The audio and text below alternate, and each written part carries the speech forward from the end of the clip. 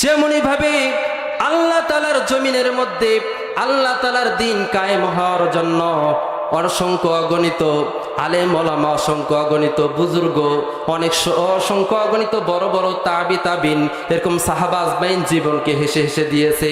কারণ আল্লাহ তাআলা বলেছেন, আমার জান্নাতকে আমি তোমাদের নিকট বিক্রি করে দিয়েছি আনফুসাহুম ওয়া আমওয়ালাহুম। এই জন্য তো সাহাবা আজমাইনদের জীবনী দেখতে গেলে হাসতে হাসতে তাদের জীবন দিয়েছেন। কথা বলেন ঠিক কিনা? এমনই ভাবে হযরতে সুমাইয়া রাদিয়াল্লাহু তাআলা তিনি যখন কালিমা গ্রহণ করলেন, আমার মা বোনেরা, কালিমা গ্রহণ করার পরে নিষ্ঠুর আবু জাহেল হযরতে সুমাইয়া রাদিয়াল্লাহু তাআলা আনহাকে উঠে নিয়ে গেলেন। উঠে নেওয়া যাওয়ার পরে তার সন্তানকে এক পিলারের সাথে বাঁধছে। হযরতে সুমাইয়া রাদিয়াল্লাহু তাআলা আনহাকে এক পিলারের সাথে বাঁধছে, তার স্বামীকে এক পিলারের সাথে বাঁধার পরে বলতেছে, সুমাইয়া রে, আমি শুনলাম তুমি নাকি এরকম আব্দুল্লাহর ছেলে মুহাম্মদের কালিমা পড়ে মুসলমান হয়ে গেছো। হযরতে সুমাইয়া রাদিয়াল্লাহু তাআলা আনহা বললেন, হ্যাঁ আমি মুসলমান হয়ে গিয়েছি।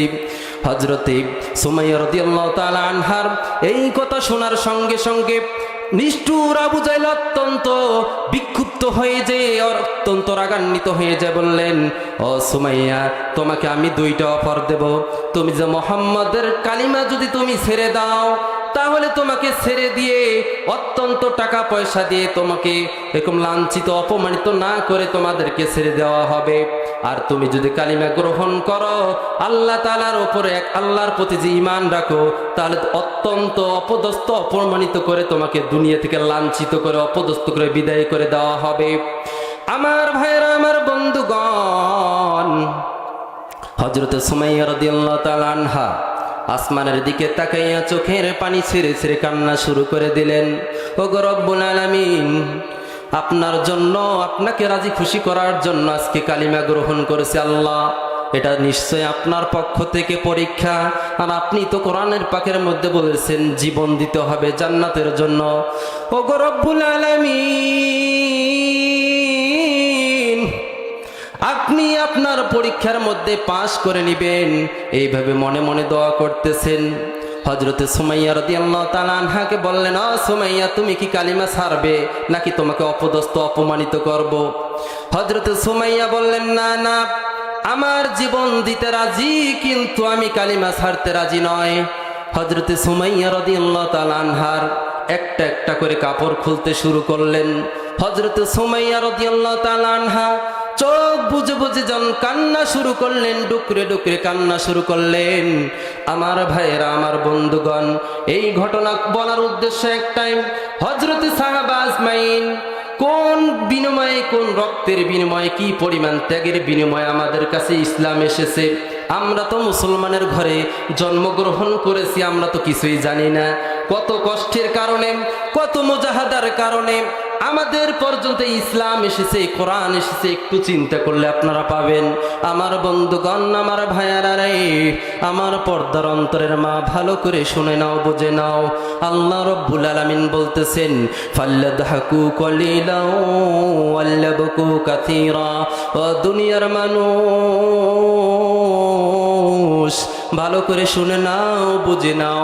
আল্লাহ রব্বুল আলামিন বলতেছেন, ফাল্লাদহাকু কলিলাও ওয়াল্লাবকু কাসীরা। কম কম হাসো, বেশি বেশি কান্না করো। আমার ভাইরা, আমার বন্ধুগণ, আল্লাহ তাআলার রাজি খুশি করার জন্য যদি একটা ফোঁটা চোখের পানি কাঁদতে পারো, সেরে সেরে কাঁদতে পারো, রব্বুল আলামিন বলেন, কিয়ামতের ময়দানে যখন জাহান্নামটা কিয়ামতের ময়দানের কাছাকাছি চলে আসবে, ৭০,০০০ ফেরেশতা সেই জাহান্নামকে ধরে রাখতে পারবে না। এই দৃশ্য দেখে রহমাতুল লিল আলামিন নবী সিজদায় পড়ে চিৎকার করে কাঁদতে থাকবে। রব্বুল আলামিন বলবে, ও আমার বন্ধু, তোমার তো সামনেও কোনো গুনাহ নাই, পিছেও কোনো গুনাহ নাই, তুমি জান্নাতে চলে যাও। আমাদের রহমাতুল লিল আলামিন নবী বলবেন, ও গো রব্বুল আলামিন, আপনার জান্নাতে আমি ততক্ষণ পর্যন্ত প্রবেশ করব না যতক্ষণ পর্যন্ত আপনি আমার গুনাহগার উম্মতদেরকে নিয়ে জান্নাতে পাঠাইবেন না। আমার বন্ধুগণ, আমার ভাইয়েরা, আল্লাহ রব্বুল আলামিন কিছু সংখ্যক পানি রহমাতুল লিল আলামিনের নিকট দেবে। ও গো রব্বুল আলামিন, ও আমার দোস্ত মুহাম্মদ, এই পানিটা আপনি জাহান্নামের আগুনের মধ্যে নিক্ষেপ করে দেন। রহমাতুল লিল আলামিন আলামিন নবী যখন এই পানিটা যখন জাহান্নামের মধ্যে নিক্ষেপ করবে, চোখের পলকের মধ্যে জাহান্নামটা অনেক দূরে চলে যাবে। আমার ভাইরা, আমার বন্ধুগণ, পর্দার অন্তরের মা, ভালো করে শুনে নাও, বুঝে নাও। এক ফোঁটা চোখের পানি কোন ব্যক্তি যদি এরকম চোখের পানি ছেড়ে কাঁদতে পারে, হাদিস শরীফের মধ্যে আল্লাহ রব্বুল রহমাতুল্লিল আলামিন নবী বলে, চোখের পানি নাকের ডোকায় আসার আগে আমার আল্লাহ রব্বুল আলামিন তার জিন্দেগীর গুনাহ খাতাগুলো মাফ করে দেয়। বলেন সুবহানাল্লাহ। এই কথায় আল্লাহ রব্বুল আলামিন 10 নম্বর পারার 19 নম্বর পৃষ্ঠার 3 নম্বর লাইনে বলতেছেন, ফাল্লাদহাকু কলিলা, ও দুনিয়ার মানুষ কম কম হাস। হাদিস শরীফের মধ্যে বলেন, কোন ব্যক্তি যদি বেশি বেশি অট্ট হাসি দেয়, তার অন্তরের মধ্যে অন্তরটা এমন শক্ত হয়ে যায়, আল্লাহ তাআলার ভয়ে তার চোখ থেকে পানি বের হয় না। আমার বন্ধুগণ, আমার ভাইরা রে, হযরত খাদিজা রাদিয়াল্লাহু তাআলা আনহা চোখের পানি ছেড়ে ছেড়ে কান্না শুরু করলেন আর বললেন, ও আমার সন্তান, আমাকে যদি আল্লাহ তাআলার রাজি খুশি করার জন্য জীবনকে দিতে হয়, আমি জীবন দিতে রাজি, আমি জীবন দেব, তোমরাও জীবন দিও, কিন্তু নিষ্ঠুর আবু জাহেলের নিকট তোমরা মাথাকে নত করো না। আমার ভাইয়েরা, আমার বন্ধুগণ, আমার পর্দার অন্তরের মা, একটু ভালো করে চিন্তা করে নাও, একটু ভালোভাবে বুঝে নাও, ইসলামের জন্য আমাদের কতটুকু আত্মত্যাগ করেছি, কতটুকু দান করেছি, কতটুকু সদকা করেছি, কিন্তু হযরত সাহাবা আজমাইন তাদের জীবনকে বিতাড়িত করেছে। হযরত খাদিজা রাদিয়াল্লাহু তাআলা আনহাকে এক পর্যায়ে উলঙ্গ করে দেয়। তিনি আসমানের দিকে তাকাইয়া মনে মনে দোয়া করে, রব্বুল আলামিন, আপনি এ পরীক্ষা নিছেন রব্বুল আলামিন, আপনি আপনার পরীক্ষায় পাশ করে নেবেন। হযরতে খাদিজা রাদিয়াল্লাহু তাআলা আনহা হযরতে সুমাইয়া রাদিয়াল্লাহু তাআলা আনহাকে বারবার বলতে বলতে, কালিমা ছাড়তে ছাড়তে বলতেন। এই কথা বলার সঙ্গে সঙ্গে আবু জাহেল, নিষ্ঠুর আবু জাহেলের মধ্যে রাগ উঠে যায়। এই কথা বললেন, ও সুমাইয়া রে, শেষ পর্যন্ত তোমাকে বললাম কালিমা ছাড়ো, না হলে তোমার জীবন দিতে হবে। এই কথা শোনার সঙ্গে সঙ্গে নিষ্ঠুর আবু জাহেল এমন জোরে একটা তরবারি তার নাভির নিচে প্রবিষ্ট করে দিলেন। খাদিজা রাদিয়াল্লাহু তাআলা আনহা যখন মৃত্যু শয্যায় কাঁদতেছিলেন, এরকম সাকরাতুল মাউত যখন কাছে চলে আসলেন, তিনি একবার আসমানের দিকে হাসি দিলেন, আবার একবার কান্না করলেন, আবার একবার বললেন, ওয়া আলাইকুমুস সালাম ওয়া রাহমাতুল্লাহ। নিষ্ঠুর আবু জাহেল বলল, দুনিয়ার জমিনের মধ্যে অনেক মানুষের মৃত্যু দেখেছি, কিন্তু এই পাগলের মৃত্যুর মতো আমি আর জীবনে কোনো মৃত্যু দেখি নাই।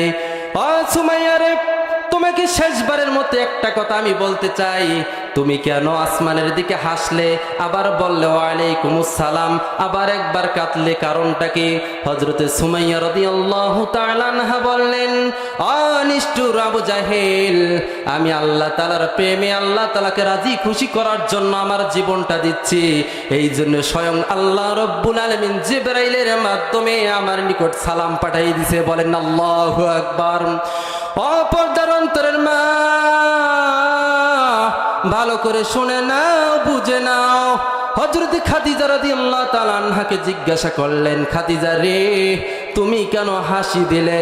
হযরতে সুমাইয়া রাদিয়াল্লাহু তাআলা আনহা বললেন, নিষ্ঠুর আবু জাহেল, আমার জীবনটাকে যে আমি বিতাড়িত করলাম, উৎসর্গিত করলাম, শহীদ হয়ে গেলাম, আমার আল্লাহ রব্বুল আলামিন খুশি হয়ে আল্লাহ রব্বুল আলামিন জান্নাতুল ফিরদাউস আমার জন্য উপহার স্বরূপ পাঠিয়ে দিয়েছে। বলেন আল্লাহু আকবার।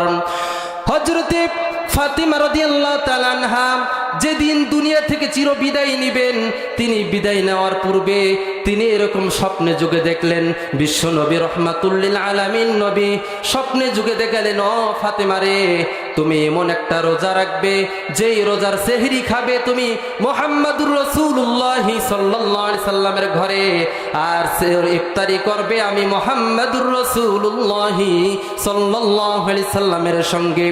হযরত খাদিজা রাদিয়াল্লাহু তাআলা আনহা, হযরত ফাতিমা রাদিয়াল্লাহু তাআলা আনহা ফজরের নামাজের পরে তিনি চোখের পানি ছিঁড়ে ছিঁড়ে ডুকরি ডুকরি কান্না শুরু করলেন। বিশ্বনবী সাল্লাল্লাহু আলাইহি সাল্লামের জামাতা হযরতে আলী রাদিয়াল্লাহু তাআলা আনহা বললেন, ও ফাতেমা রে, তুমি কেন চোখের পানি ছেড়ে ছেড়ে কাঁদতেছো? হযরতে ফাতেমা রাদিয়াল্লাহু তাআলা আনহা বললেন, ও প্রাণের স্বামী গো, আমি আমার আব্বাজানকে স্বপ্নে যুগে আমি দেখেছিলাম। আমার আব্বাজান বলেছিল, ও ফাতেমা, তুমি মন একটা রোজা রাখবে, যে রোজার সেহরি খাবে। নারে তাকবীর! প্রধান মুফাসসির আগমন। গয়া বাড়ির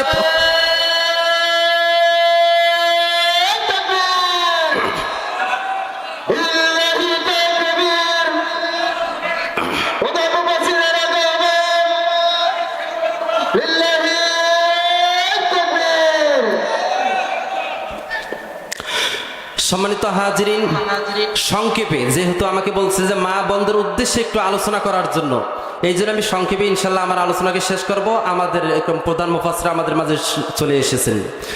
আমার ভাইয়েরা, আমার বন্ধুগণ, হযরতে ফাতেমা রাদিয়াল্লাহু তাআলা আনহা চোখের পানি ছেড়ে ছেড়ে কাঁদতেছিলেন ফজরের নামাজের পরে।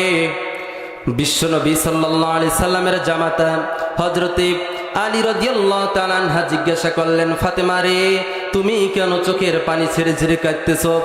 হযরতে ফাতেমা রাদিয়াল্লাহু তাআলা আনহা বললেন, ও প্রাণের স্বামী, আমি স্বপ্নে যুগে দেখেছিলাম, আমার বাবা আমাকে বলেছিল, ও ফাতেমা, তুমি এমন একটা রোজা রাখতে চলেছো, যেই রোজার সেহরির খাবার খাবে তুমি আলীর ঘরে, আর ইফতারি করবে আমার মুহাম্মদ রাসূলুল্লাহ সাল্লাল্লাহু আলাইহি সাল্লামের সঙ্গে।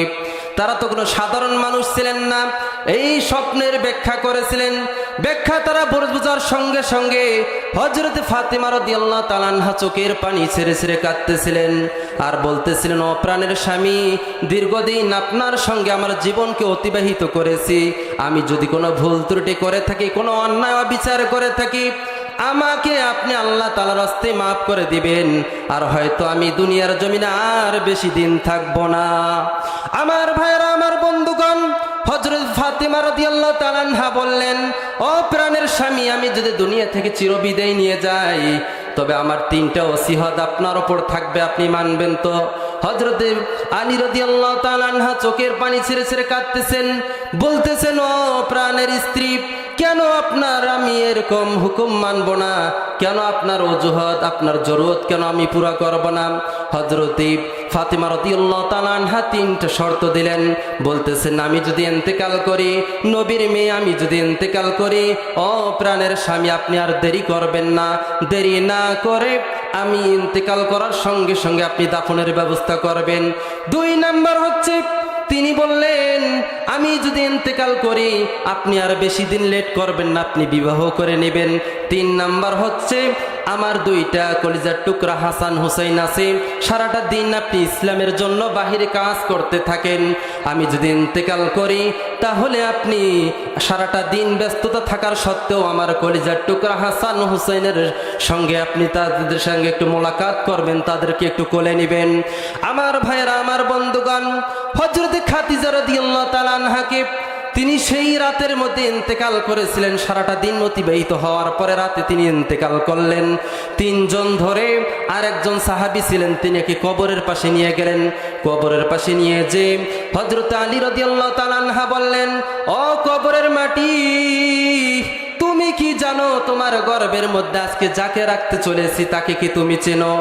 যেই নবীকে সৃষ্টি না করলে আসমান জমিন কুল কায়নাত পাহাড় পর্বত কোনো কিছুই সৃষ্টি করতেন না, সেই নবীর কলিজার টুকরা হযরতে ফাতেমা রাদিয়াল্লাহু তাআলা, অতএব তুমি তার সঙ্গে ভালো ব্যবহার করবে।